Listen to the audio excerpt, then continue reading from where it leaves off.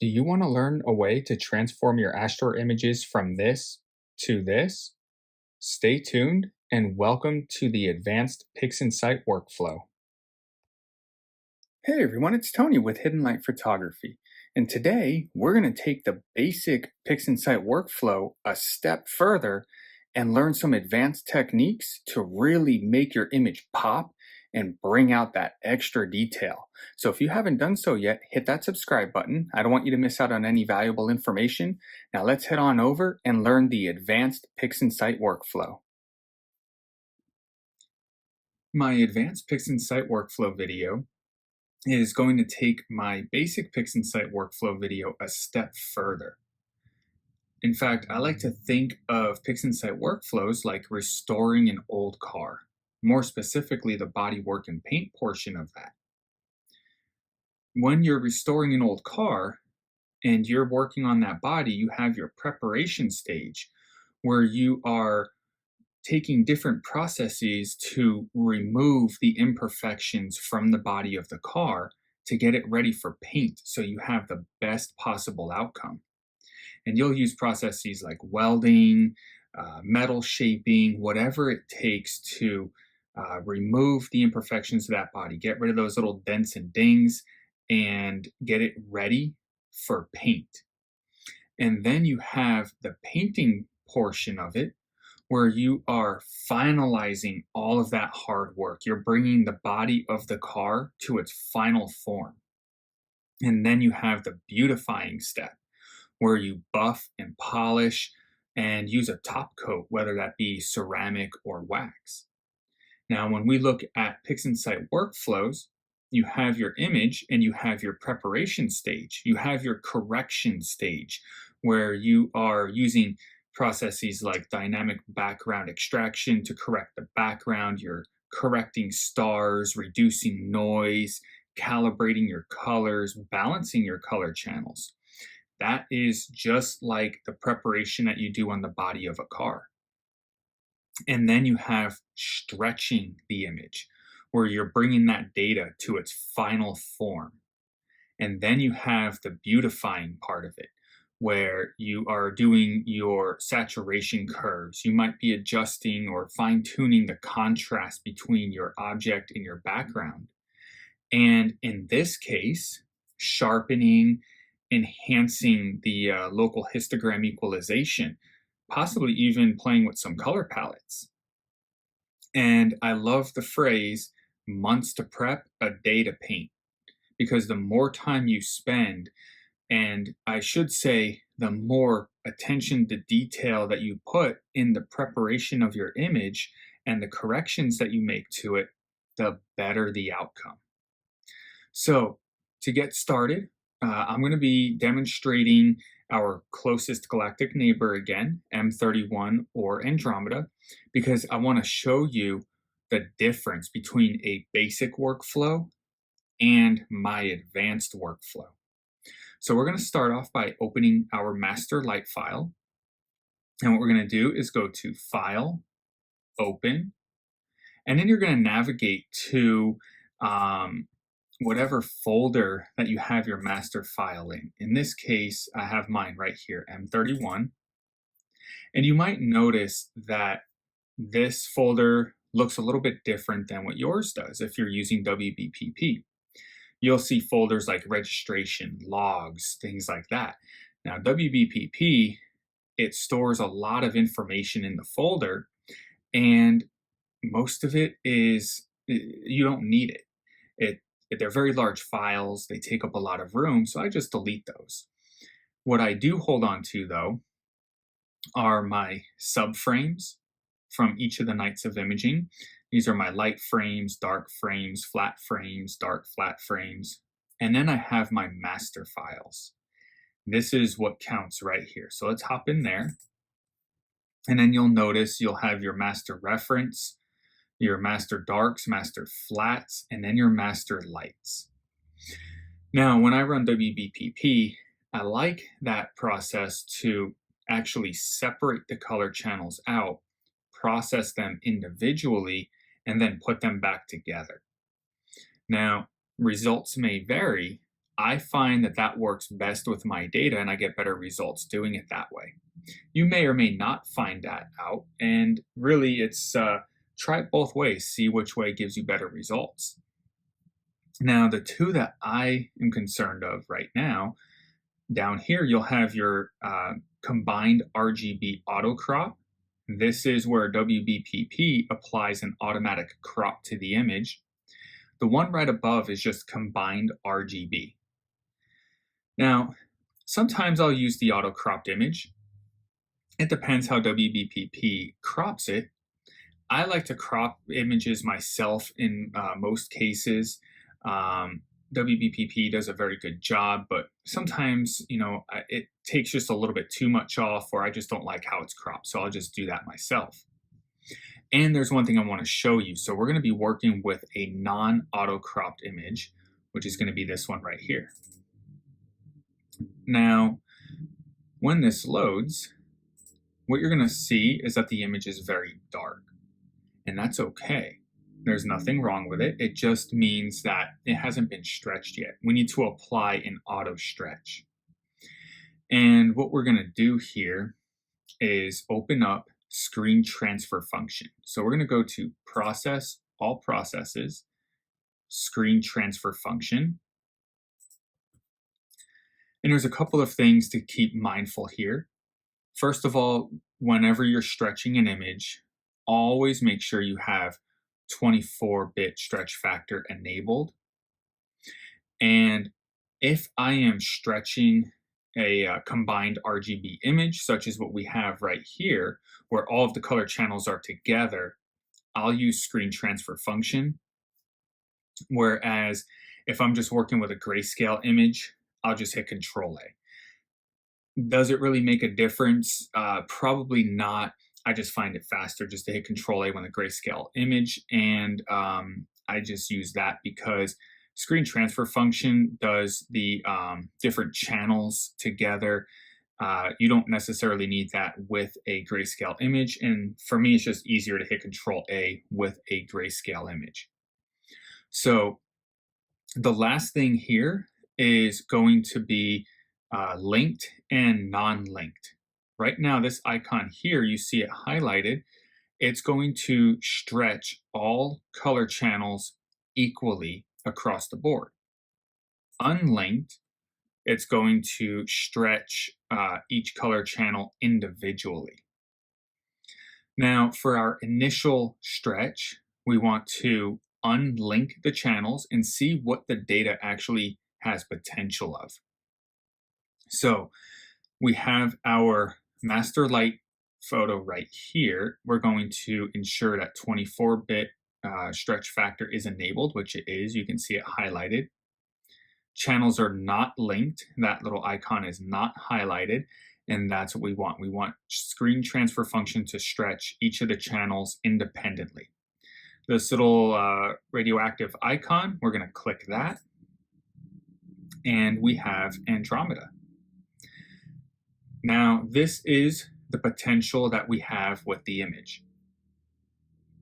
On the flip side, if we link the channels now and allow screen transfer function to stretch all of the channels equally together, and we hit the little radioactive button, we have a much different result. Now, all this means is that our color channels are not balanced. So how do we balance them? Well, first we need to find which color channel is most prominent in the image. And be careful with this. Never assume. Here we see a heavy blue cast. That does not necessarily mean that the blue channel is the most prominent. Now, you might see a heavy red cast, you might see a heavy green cast. Never assume that that is the most prominent channel. How do we find that out? Well, if we go to Process, All Processes, and we go to Statistics, our image name is right here at the top of our image window. And if we go to Statistics and we go to this top drop-down menu, we're going to choose our image. and you see the red channel, green channel, and blue channel. And what we're looking for are the values in the mean section of each channel. Now, in my original take of this video, I made a mistake with the decimal point of these channels. In fact, what I did was, if you look at the E-2 on blue channel, that's going to move the decimal point left 2 spaces. And the red and green channel has E-3, so that's going to move the decimal point left 3 places. So I accidentally chose the green channel as the most prominent color channel, when the blue channel is actually the most prominent in this image. So the blue cast, it actually is the blue channel that's the most prominent. But it's not always that way. So always use statistics to determine which channel is the most prominent. In fact, to avoid the mistake that I made, what you need to do is, you see this normalized reel, you have a drop down. If you choose one of these items over here, 16-bit, 14-bit, 12-bit, let's go to 12-bit really quick, and you can see it's a much easier number to read. And if you go to 14-bit, it's an easier number to read, as well as 16-bit. And you can clearly see the blue channel is the most prominent. So always use statistics to determine which color channel is the most prominent, as the cast that you see may not always be the most prominent channel. So what we need to do is balance the color channels. And how do we do that?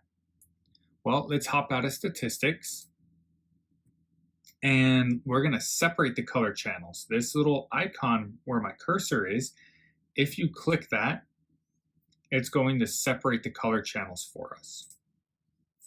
Now, these are grayscale, so what I'm going to do is actually use the Control-A method. But what I need to do is ensure that 24-bit stretch factor is selected for each of these channels. So I'm going to hit the 24-bit stretch factor, hit Control-A. On our green channel, I'm going to hit the 24-bit stretch factor, Control-A. And on our red channel, 24-bit stretch factor and Control-A. Now we need to balance these. So what we're going to do is we're going to go to Process, All Processes, and we're going to go to Linear Fit. Now it's asking for a reference image, and what we're going to put as the reference image is our most prominent channel. So whichever channel that you find to be the most prominent channel by using statistics, in this particular case, it's going to be the blue channel. So we're going to take our primary image, and for the sake of space, we're going to minimize that. We're just going to bring it up to the top. And then we're going to go to our blue channel, as you can see, marked with a B. We're going to go to Reference Image, click this little icon. In the drop-down menu, we're going to select our blue image, or our blue channel, and we're going to hit OK.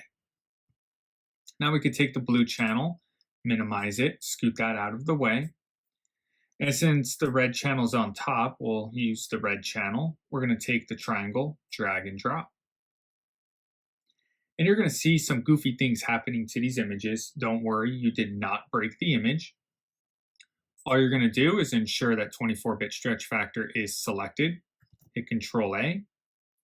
Now we can minimize our red channel. Drag it out of the way. And now we have our green channel. Grab the triangle, drag and drop. And again, you're going to see some weird things happen. Don't worry, you did not break the image. Ensure 24-bit stretch factor is selected. Control-A. We'll minimize the channel, bring it off to the side. Now we have our newly balanced color channels, and we need to combine them. So we can exit out of Linear Fit, and in order to combine our newly balanced color channels, what we're going to do is go to Process, All Processes, Channel Combination. And all that we're going to do for blue channel, we're going to click this little icon, select our blue channel, hit OK. For our green channel, hit the little icon, select our green channel, hit OK. And for red, same thing, click the little icon, select the red channel, hit OK. And what we're going to do is hit the circle. Now we can exit out of channel combination, and we don't need our color channels anymore because we've already combined them into a new RGB image with the color channels balanced. So all we have to do is just delete them. And this little warning is just stating that if you exit out, all unsaved data will be permanently lost. And that's okay because we don't need those anymore as they're already combined into a newly formed RGB image with balanced channels. So we'll just hit yes. Now we have a new image created by our balanced red, green, and blue channels. So now let's move this to the side. Let's bring our screen transfer function down. Let's open our original image. Let's activate, see how our new image is grayed out. Let's activate that by clicking on it. Activate 24-bit stretch function. And this is linked channels, right? This is indicating that the channels are linked. This is our active window now. The new image is our active window. And now since our 24-bit stretch factor is activated, our channels are linked. We're going to hit the little radiation icon. And that is a much different image. In fact, now if we unlink our channels and hit the radioactive button, watch the galaxy really quick. Here's unlinked.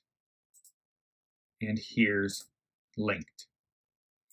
That is much, much different because now our color channels are balanced. Now we can move forward with the next step.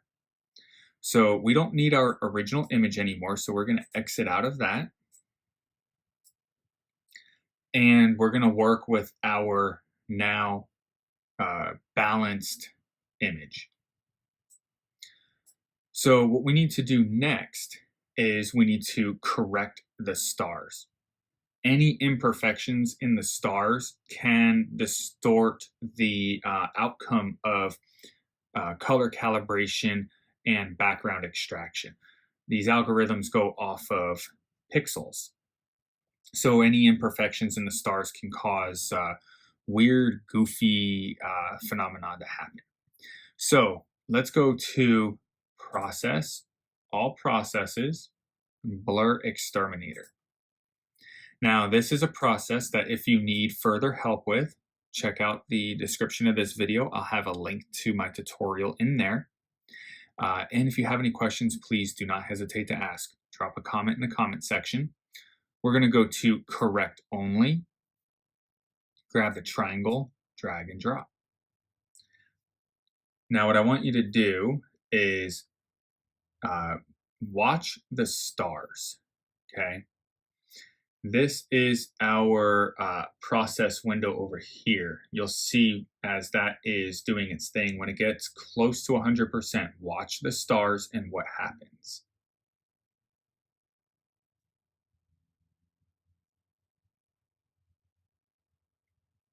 You see how they just tightened up? So it just corrected the stars right now. Here's before and here's after. Before and after. Now we can exit out of BlurXterminator. We'll come back to this process here in just a little bit. The next step that we want to do is correct the background. It's obvious to see I have a very, very heavy gradient in this background. Okay. This was imaged in my northern sky, and my northern sky has a ton of light pollution in it. So how do we correct the background? dynamic background extraction is the way to do it. But before we do that, this is why I wanted to work with an uncropped image. Always check the edges of your images. So we're going to zoom in. Let's scroll down to the bottom. And what we're looking for are imperfections or differences in the background. Now, I already know where it's at on this image, so I'm just going to scoot over to it. Look at this right here. This difference between here and here is going to cause issues with dynamic background extraction. In fact, I'm not sure that the video is able to pick it up, but we also have a difference in here. Okay, we have the background here, it changes over here, and then it has a drastic change over here. This is normal. What this is, these are stacking artifacts. This image was shot over multiple nights, and it had dithering, and then we stack. This is normal, but we do need to correct for that because it will inhibit our results. So I'm just going to kind of go quick up the edge, but you can follow it. It goes all the way up. Okay. And you just want to scroll through the edges of your image and just look for things like that. Now, the other side is right over here. You see this right in here. In fact, all the way down, you'll see those little lines. Okay. So we need to correct for that as well. And then it's very obvious right over here. We have a difference in the background between here and here. So how do we correct for that? We just crop the image. So let's go ahead and zoom out. And we're going to go to Process, All Processes. And we're going to go down to Dynamic Crop. All you do is you grab exactly where you want to crop it at. So if you look at my cursor, I have at the top right of it specifically, you have the horizontal line and the vertical line. I am lining those up where I want that crop to be, where I want the actual image to be. And I'm just going to grab it and bring it across, just like that. And here you just crop the image the way you want it to crop. Once you have your area selected, you just hit the green check mark and you're going to get a warning. What this warning is saying is that you're going to lose your astrometric solution. That's okay. I'm going to show you how to put that back. This is going to be important for spectrophotometric color calibration. If that process doesn't know, if SPCC or spectrophotometric color calibration does not know where this image is, it's going to fail because it doesn't know how to apply the colors. So for now, let's just go ahead and hit yes, and we'll see that our image is cropped. And now you see how it doesn't quite fit in the window anymore. I'm just going to go ahead and click that little button right over here. That's going to refit it to the window. Let's double check our work. We are looking good. It was right around over here. And we're looking pretty decent. So let's exit out of dynamic crop. Let's recheck this edge over here and we're good. So let's zoom back out. Now we can correct the background. And we're going to go to Process, All Processes, Dynamic Background Extraction. Now this is another one that I have a tutorial video on. So if you need further assistance with this process, dynamic background extraction, check out the link in the description of this video. And if you have any questions, please, again, do not hesitate to ask.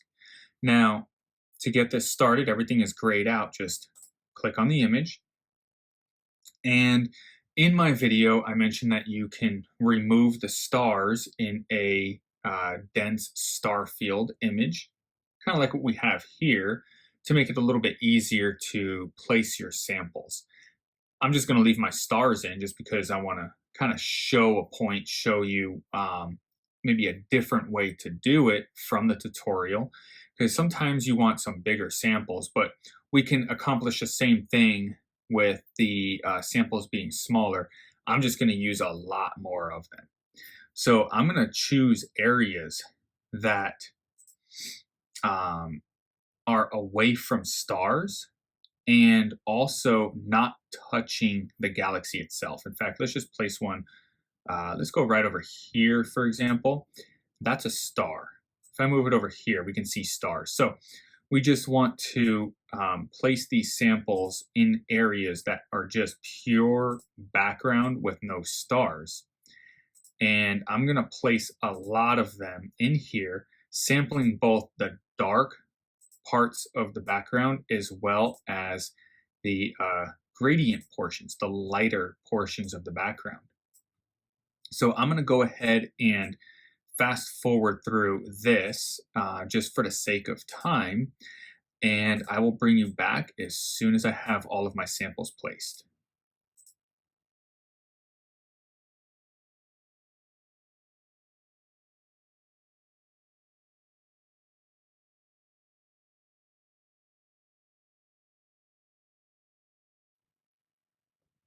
Okay, now that I have all of my samples in, all away from stars and away from the galaxy, what we're going to do, in fact, this one over here, I don't like that one. That one seems like it's going to be too close once that galaxy reveals itself.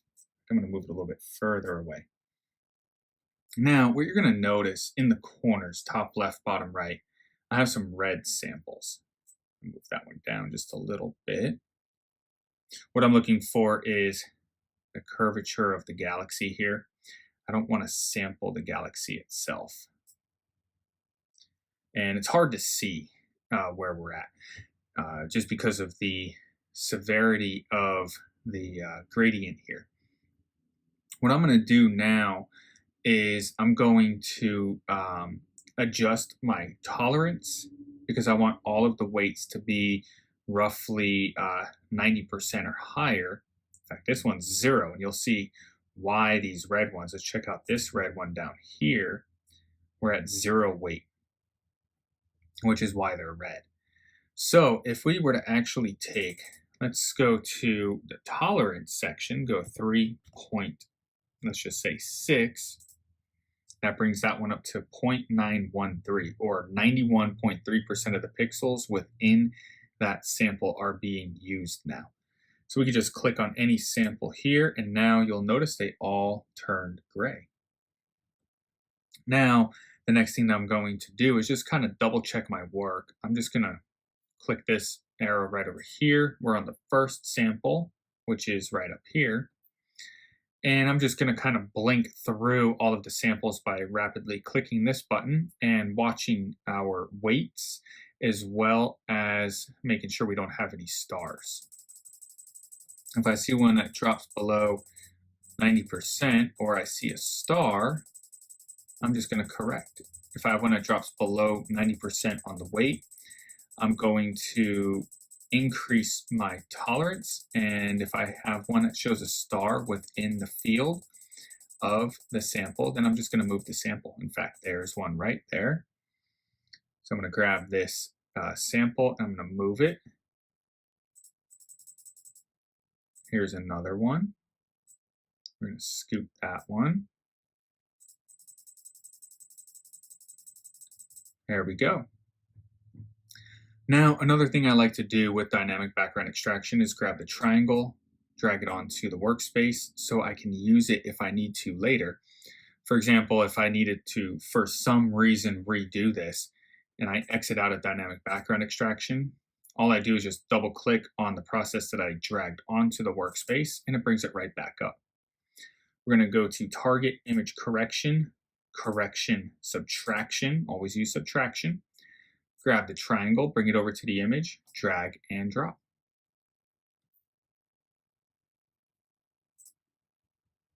Now let's exit out of dynamic background extraction. Here is our background model. We're going to ensure 24-bit stretch factor is active. For the background model, I just hit Control A, and this is what was extracted from the image. So we can exit out of that. Now, here is our new image after dynamic background extraction was run. As you can see, it needs to be stretched. So we're going to ensure that, one, the window is active. See how it's blue? If it's not, you just click on it. 24-bit stretch factor. From here on out, we're just using linked channels. So make sure the link is highlighted. Hit the radioactive icon. And there is our newly extracted image. And what I look for is just to make sure that the background is more or less even. That's the point, the purpose of dynamic background extraction. And make sure nothing else goofy happened in those trouble areas. We have a little bit right over here, trying to figure out if I want to be concerned about that.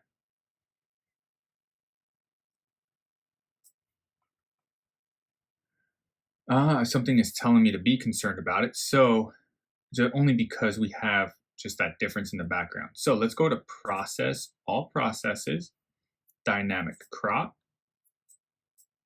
And this is what I mean, months to prep, a day to paint. The more attention to detail you are with your preparation work, the better the outcome is going to be. So I'm just going to chop off that section. And we're going to hit the green check mark. Let's zoom back in. Okay, I like that a lot better. We'll zoom back out. Let's exit out of dynamic crop. We're going to hit yes. Now, what I want to do and what we need to do is actually neutralize the background. And in case you're wondering, I'm not sure why PixInsight just blew that image up compared to the original one after running dynamic background extraction. I've never seen that before, but we'll just roll with it. We don't need this anymore. We're already done with the background extraction. We can exit out. We'll hit yes. Now we're going to go to Process, All Processes, Background Neutralization. Our reference image is going to be our new image here, image 05_DBE, or whatever your image name is. Hit this little icon, go to the drop down, choose the image, hit OK. And we need a nice sample of the background. This icon right here is our preview icon. We'll select that. Zoom in. Just grab a nice little section of pure background, no stars or structures. Now, we can either choose our background tab here, drag it over, and once it becomes a plus sign, I don't know if you can see that, it goes from an X to a plus sign. Just drop it on. Or you can go from preview, drop down menu, and select your preview that way. Let's hit our tab for our main image. Now that we have our reference image selected and our region of interest with our preview, triangle, drag, and drop. Now our background is neutralized. So now, I see some gaps over here, so I'm just going to refit it to the window. Now, what we need to do is exit out of background neutralization. We're done there. Our preview tab over here, delete all. Now it's time for color calibration. But if you remember from doing our dynamic crop, it deleted our astrometric solution. We need to put that back in, but how do we do that? First, this is the time if you want to do any orientation changes to your image, this is the time to do it, because when you reorientate your image, that also gets rid of astrometric solution. So right now, poor Andromeda is upside down. So let's go ahead and rotate her right side up. We're going to go to Image. we're going to go to Geometry, Rotate 180 degrees. And now she's happy and right side up. Now what we need to do is restore the astrometric solution. And how we do that is we're going to go to Script, Image Analysis, Image Solver, ensure active window is checked. I like to do image scale with focal distance, so make sure your focal length of your telescope is correct. In my case, this particular image was imaged with my Celestron Omni XLT 150, which has a 750 millimeter focal length, and then an ASI 2600 MC camera, which has a pixel size of 3.76. So make sure this information is correct. It needs to be correct. We're going to go to Search, M31. Since this is M31, you're going to put in whatever target you're working on. Hit Search. You may have a few options that pop up. Just choose the closest one. Andromeda, M31. Hit OK, and hit OK. And what PixInsight is doing is it is plate solving the image based off of the stars. And once that's done, the coordinates of this image are assigned to the image, and then Spectrophotometric Color Calibration can take those coordinates, know exactly where this image was taken, and apply the correct color calibration to the image. It's exact natural colors. It's actually kind of cool if you think about it. So now that that's done, what we're going to do is go into Process, All Processes, Spectrophotometric Color Calibration. This is another process. If you need further help with it, please view my tutorial. I'll have a link to it in the description of this video. What I'm going to do is select my sensor, the filters that are closest to what I was using, which has my Sony CMOS sensor. And I used an L Pro filter. The closest out of this list is going to be the Antlia Tri-Band. To find out how I came to that conclusion, it's all through Curve Explorer. I explain it all in my tutorial, so make sure to check that out. We're going to use our Preview tab again. Let's grab a nice dark part of the sky right over there. To use Spectrophotometric Color Calibration, you also need to have it set up with the Gaia DR3SP database. That tutorial that I'll have in the description of this video goes over how to do that as well. Now, let's hit Region of Interest. Since I showed it earlier by dragging the window or the tab over earlier, I'm going to show you how to apply the preview through the From Preview option. Drop down, select a preview, hit OK. We're going to grab the triangle, drag and drop. And while that's doing its thing, a lot of these processes I can't fully explain in this just for the sake of time. So I'm not trying to be mean by, advising you to see the tutorials. And again, any questions that you have, feel free to drop a comment in the comment section. I'm more than happy to answer any questions you have. I'm here for you. So now we're color calibrated, and she is looking gorgeous. This is the natural colors, all the stars and the galaxy itself. So we're going to go to Preview, Delete All. We're done with Spectrophotometric Color Calibration, so we're going to exit out of that. Now we're going to run the full-on BlurXterminator. A little bit of a prerequisite to that process, and what we're going to do is extract a luminance from this. So we're going to click on this icon right here. We're in grayscale, so you can either use screen transfer function or Control A. Just make sure you select 24-bit stretch factor. I'm just going to Control A. Now we have our luminance. We're going to go to Script, Image Analysis, Full Width Half Max Eccentricity, or you'll see it as FWHM Eccentricity. Make sure that our luminance image is selected. Hit measure, and it's going to give you your median, full width, half max. That's the number that we need. So this is 2.596. You want to try to round to the nearest hundredth, but in this case, the closest we have is the nearest tenth, and that is perfectly fine.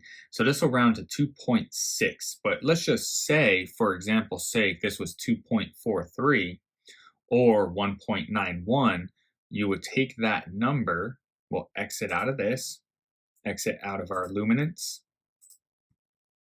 We're going to go to Process, All Processes, BlurXterminator, uncheck Correct All, and that number goes right here in PSF diameter pixels. In this case, it was 2.6, but if it was, say, 2.53 or 1.91, you'd put that number right here. Now, BlurXterminator, if you hit Automatic PSF, it'll automatically figure that for you. I like to be 100% certain, so I just put in that number manually by way of what I just showed you. So once that's entered in, we're going to go to grab the triangle, drag, and drop. Now, just like running correction only, once this gets close to 100%, watch the stars.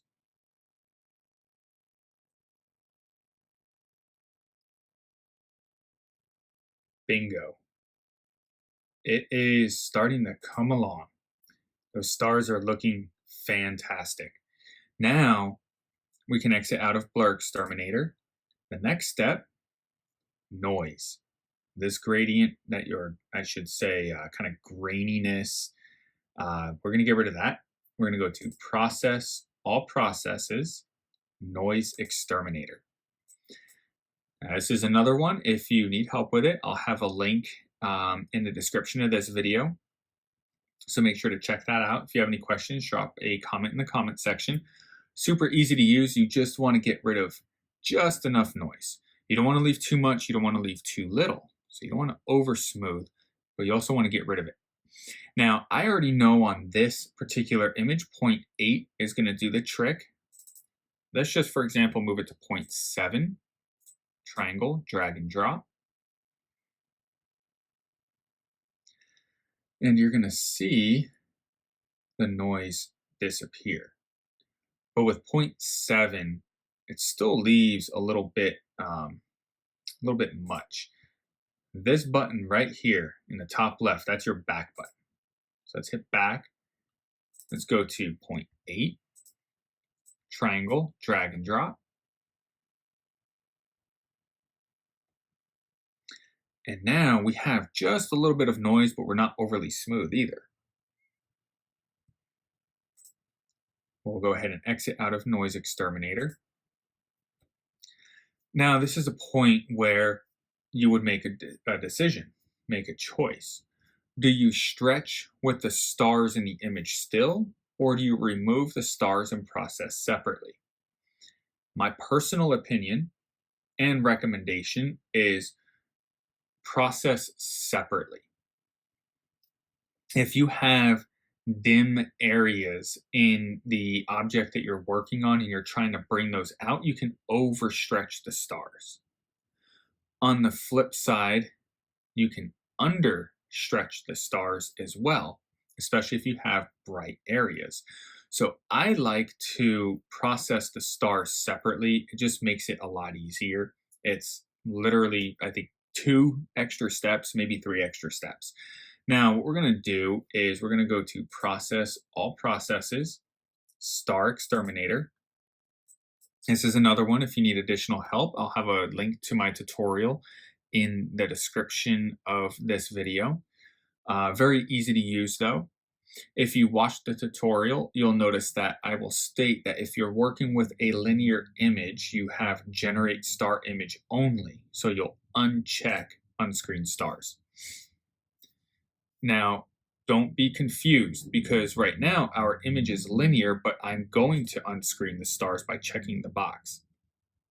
The reason they are coming out of the image linear, and then the images are going to be stretched and then put back in.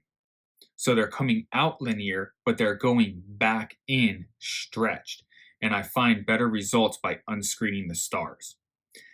Now, if you were to remove the stars for dynamic background extraction, they're coming out linear, they're going back in linear. You'll uncheck unscreen stars and just run generate star image because they're coming out linear, going back in linear.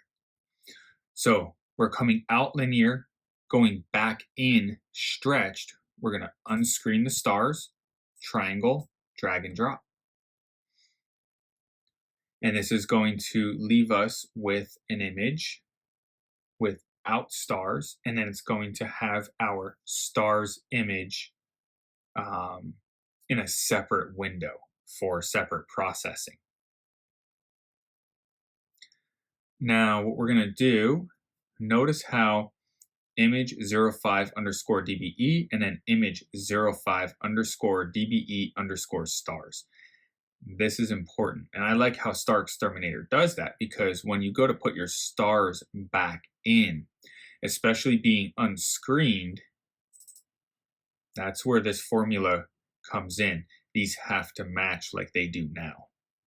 And I go over this in my PixInsight install video as well as my StarXterminator video. So we can go ahead and exit out of StarXterminator now. We can exit out of screen transfer function. We're going to minimize our stars. And then what we're going to do is we're going to start stretching. Now, what we're going to use to stretch the image is generalized hyperbolic stretch. So we're going to go to process, all processes, generalized hyperbolic stretch. And I also have a tutorial on this process as well. I'll have a link in the description of this video. And what we're going to do is delete the current auto stretch, and that's going to be this icon right here. We're going to hit the magnifying glass with the plus sign so we can see our histogram curve. Click and hold in the image, and at the bottom right of my cursor, you'll see X, Y, and R. And if you pay attention to R, it's 0.0002. That's what we're looking for. See how that stays steady? We're looking for the lowest number, and 0.002 seems to be the winner. Now, my histogram peak is already far enough to the left, and it also shows with our value here, 0.002. So there's no need to scoot this left. If you watch the tutorial, I'll mention how scooting to the left can help. Now, if my peak was over here or over here, and my number was excessively high, where the X, Y, and R is, if my R number was excessively high, I would move my histogram peak left by using transformation type linear, grabbing my black point and moving it. In this case, we can leave it where it's at.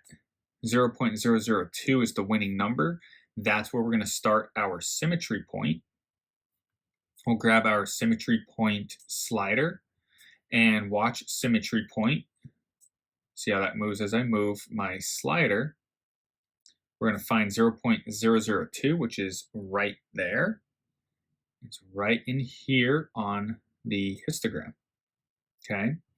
We're going to open a preview window, and we're going to start stretching. Always remember, hit the magnifying glass with the minus sign. Now we can see our curve. And we're going to give this a nice stretch. Don't want to go too much, and we're just looking for taste. We're looking for what we like to see. So let's go ahead and move the local intensity. That looks pretty good. In fact, if we move our fine adjustment on our symmetry point, we can darken up that background just a little bit more. Move our protect highlights just until I start seeing a little bit of a difference. And I'm just going to accept this for demonstration purposes. Always refresh or reset. Let's go ahead and adjust contrast. We'll find an area of the image that could probably use a little bit more contrast adjustment. Say probably somewhere in this area over here. Now where I stopped the cursor on the preview, you'll see this yellow vertical line. I'm just going to grab my symmetry point slider, move it to that line, and then stretch factor, bring that up just a little bit, and then dial it in with local intensity. You can always have a negative number, that's perfectly fine. Hit the preview button to see a before. Notice how real-time preview versus if I hit it again, real-time preview, generalized hyperbolic stretch. This with the process name, real-time preview with the process name is your current. Real-time preview alone is what it was. In other words, before, after. Before, after. Before, after. So we're just going for taste. What do we like? What do we want to see? What is our vision? That's what we're looking for.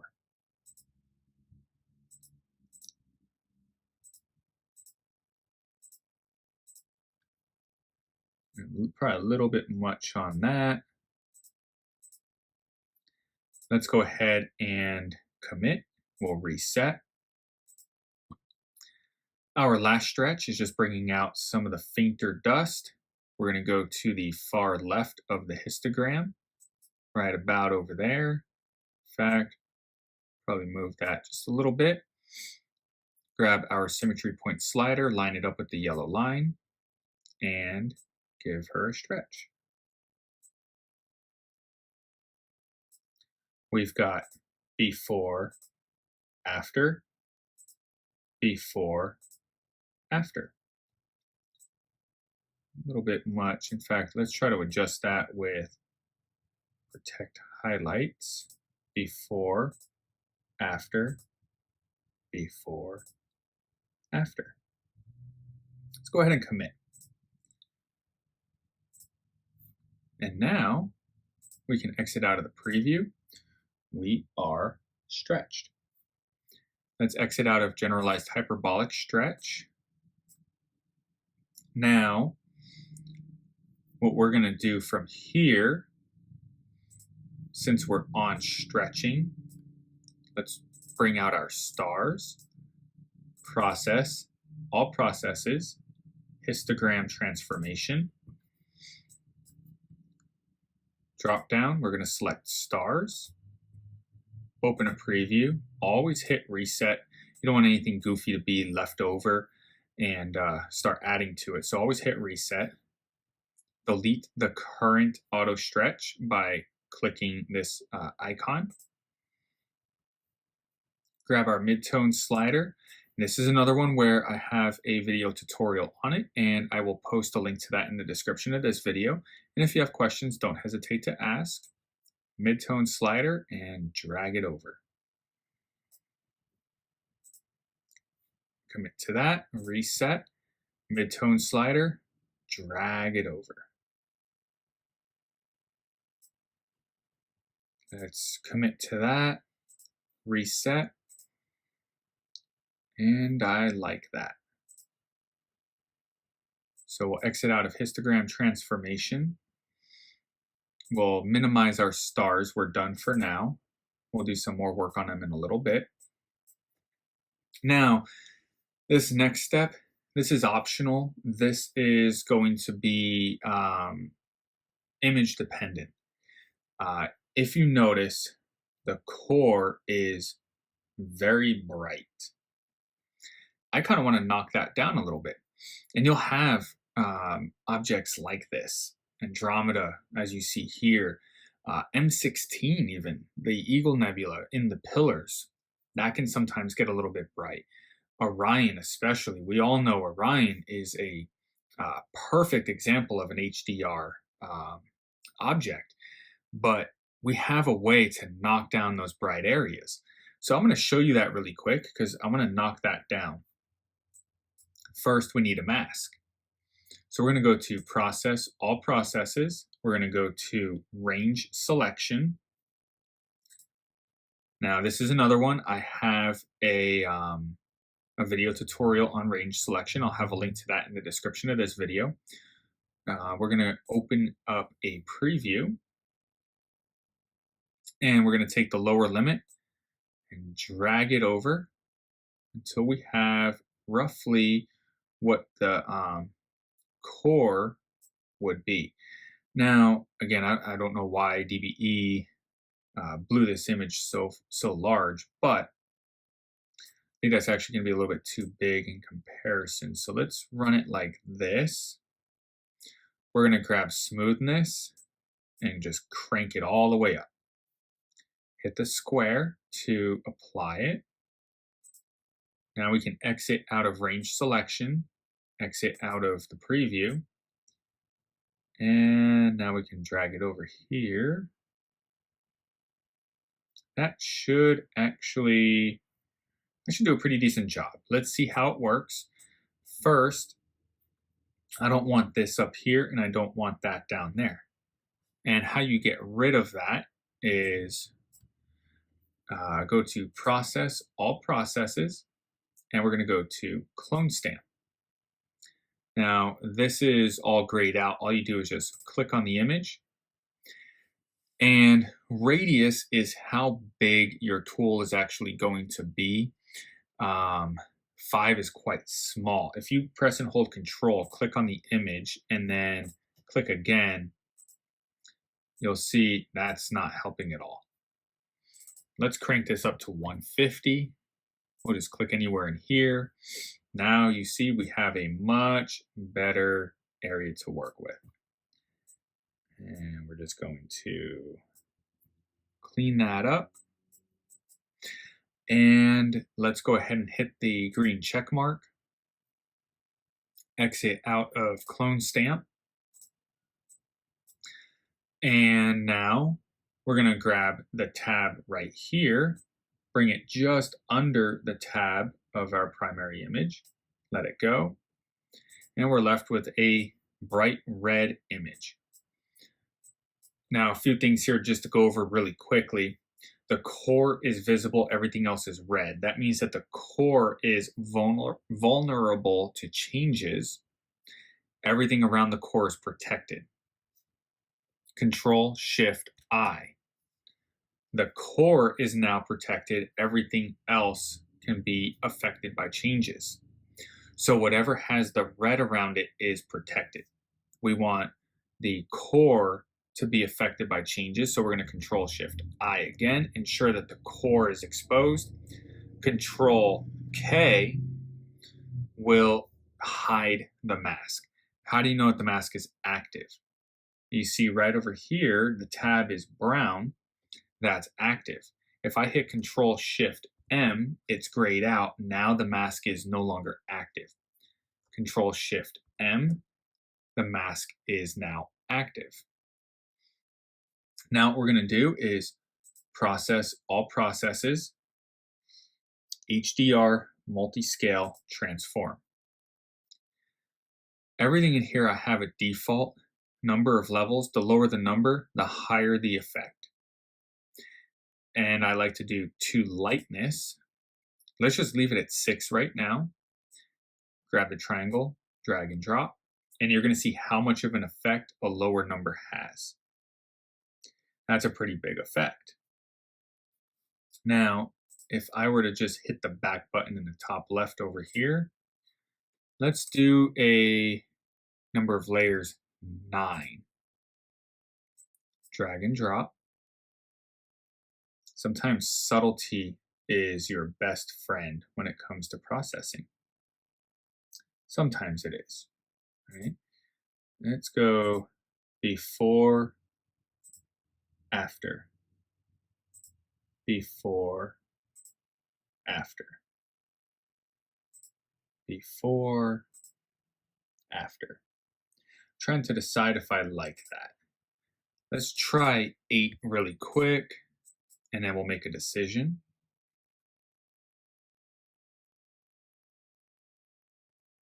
I like 9 better, so let's go back. We'll run with 9.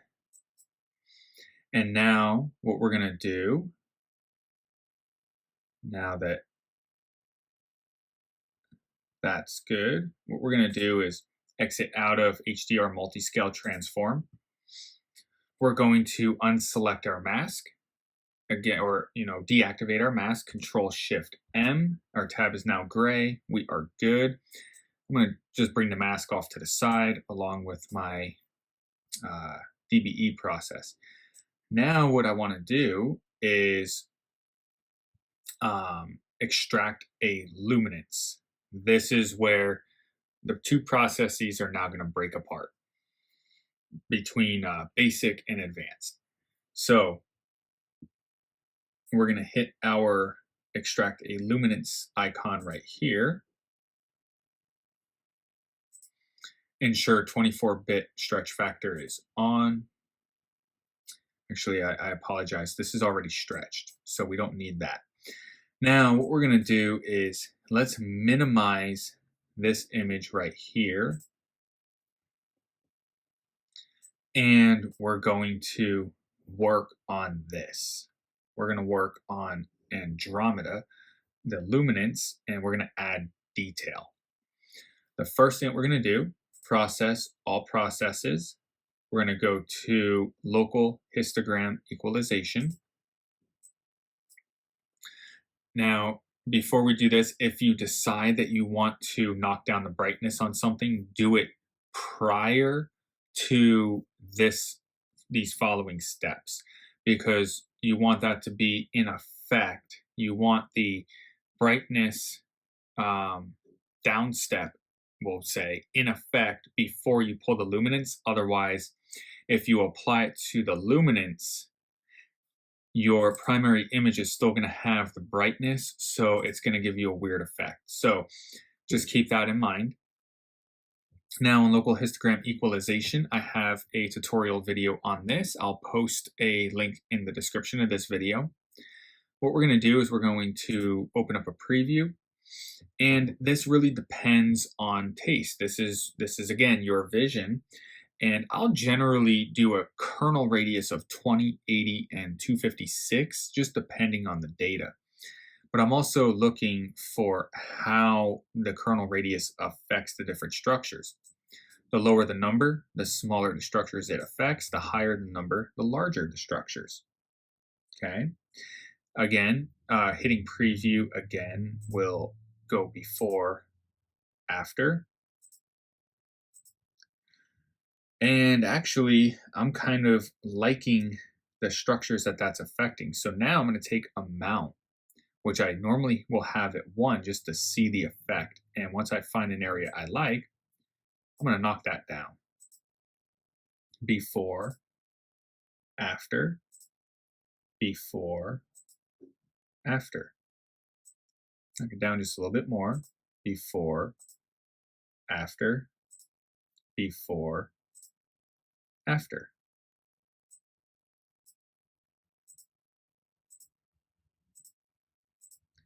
Okay, let's go ahead and just accept that.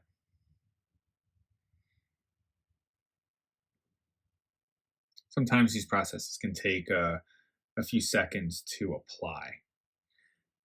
Now, once this is applied, I'm going to reset local histogram equalization and just see if there's anything else that I like that this might do for me. Let's raise this up just a little bit.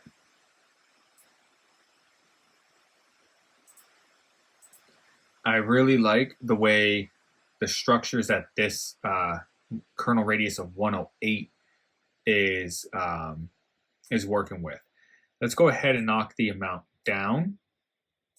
Before, after. Bring it up just a little bit. Before, after. Before, after. I like it.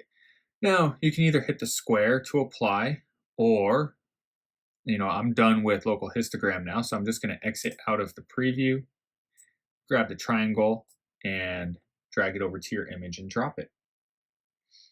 So that's going to go ahead and apply that last local histogram equalization we did. You can do whatever adjustments you want in that. You're not limited on the number of adjustments that you can do. So play with your image, make it your own. We're going to exit out of local histogram equalization. Now we're going to sharpen. We're going to go to process, all processes. We're going to go to multi-scale linear transform. This is another one. If you need additional help, I'll have a link to my tutorial video in the description of this video. I go over what this actually affects and how to use it. But what we're going to do, algorithm, starlet transform, number of layers, we're going to actually bump this up to 5. This is the smallest of structures, and this is the largest of structures. We're going to be working with layers 2, 3, 4, and 5. Layer 5, we're going to have a bias of 0.025. Layer 4, we're going to have a bias of 0.05. Layer 3, we're going to have a bias of 0.075. And layer 2, a bias of 0.1. Drag the triangle and drop. And we are now sharpened. Here is before and after. Before and after. Now, we're going to exit out of multi-scale linear transform. Here's where the fun part starts. We're going to minimize our luminance. And we're going to open up our regular image. Now, what we're going to do here, I'm going to show you a quick example of color palettes. What I usually do is I will grab the tab, drag one out onto the desktop to create a clone. And just for example, let's right-click Identifier SHO. We're going to hit OK. Now let's minimize our primary image, process all processes, narrow band normalization, and let's open up a preview. Let's go to palette, for example, SHO, and you can adjust multiple different items in here. Your oxygen 3 boost. You can adjust your S2 boost. You can adjust shadow point. You can adjust your highlight reduction and your brightness. So let's reset this really quick. I'm just going to, just for example's sake, just leave SHO as defaults. We'll go ahead and I'm going to exit out of the preview, grab the triangle, drag and drop. Now we have an SHO palette. So let's exit out of narrowband normalization. And what we're going to do here is let's minimize SHO. Let's open our primary image right now. And we're going to go into a process that's actually going to take our luminance channel and combine it with our RGB. So what we're going to do is process all processes, and we're going to do LRGB combination. We're going to uncheck our red, green, and blue. Our luminance is going to be the luminance that we just created and worked on. This little icon is going to open up this window, select your luminance, hit OK. Now we're going to take the triangle, drag and drop, and now the fun starts. This is going to transform your image. Before and after. Isn't that cool? Now let's grab our SHO image, triangle, drag, and drop.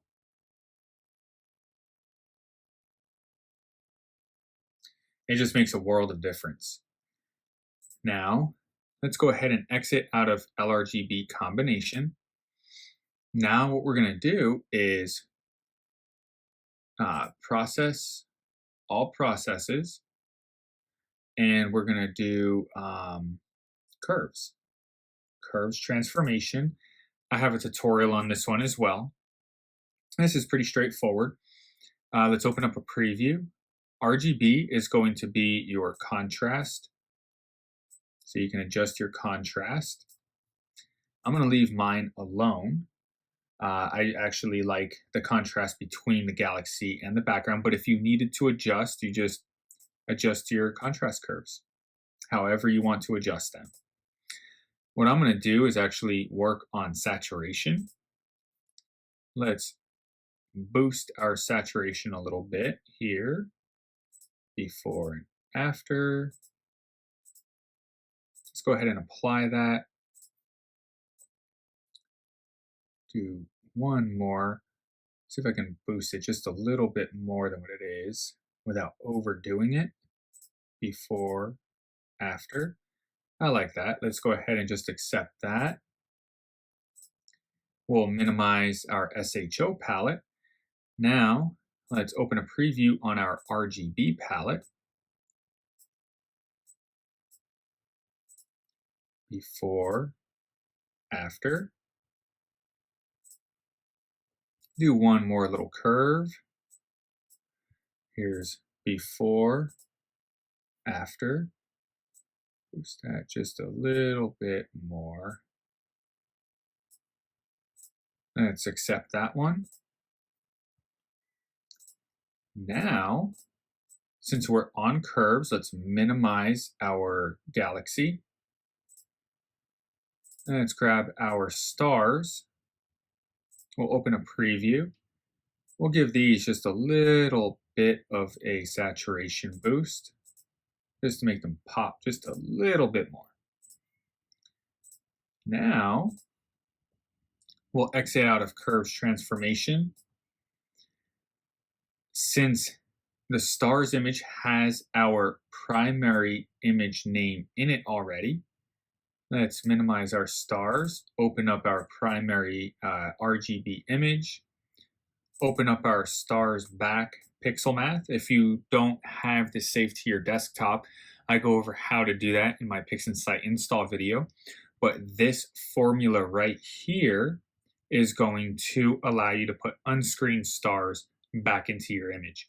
All you do, grab the triangle, drag and drop. We'll minimize that. Let's open up our stars image, right click identifier. We'll back up everything and just type in SHO. Now we have SHO underscore stars. Now our stars image name matches our SHO image name. Let's minimize stars, bring up SHO, triangle on our pixel math formula for unscreened stars, drag and drop. And that is the advanced PixInsight workflow. In fact, what I want to show you here, again, I apologize. I don't know why DBE enlarged that so much, but let's go to File, let's go to Open, and let's go ahead and, I don't know if I have it in here. No, I do not anymore. Let's go into my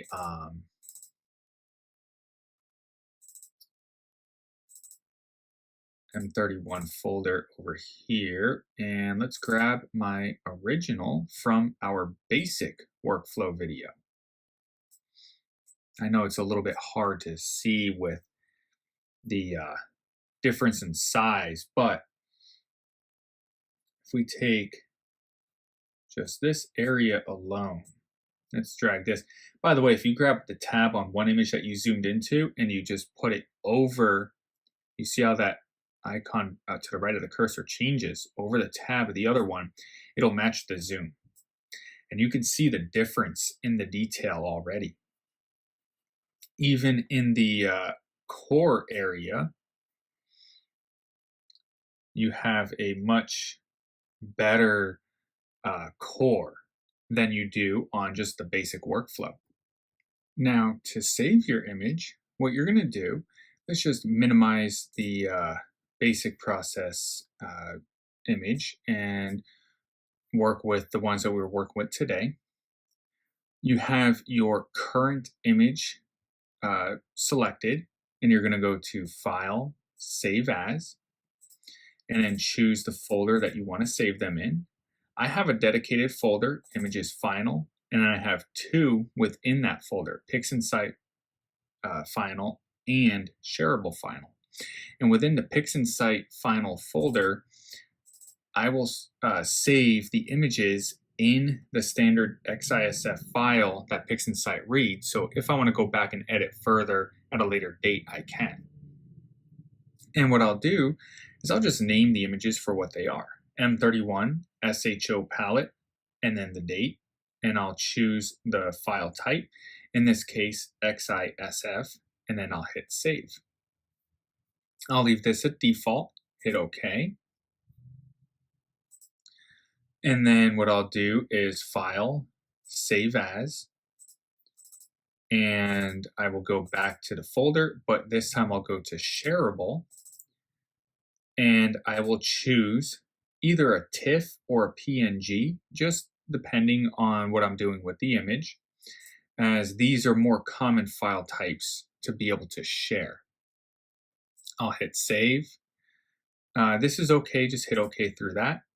Now, depending on the process that you do, like if you're running an HDR image, sometimes it'll try to save it as a 64-bit. Just be careful, some systems can't work with that, so you won't be able to open it. If you run into a scenario like that, just resave it as a 32-bit, and then you just hit OK. And then I'll do that for each of my files. And that is the advanced PixInsight workflow. So I hope that you found that useful. If you did, do me a favor, hit that channel icon and subscribe. I don't want you to miss out on any valuable information. And then drop a comment in the comment section. If you're currently using PixInsight, did you learn anything new? What questions do you have? And then check out that next video. Until the next time, clear skies.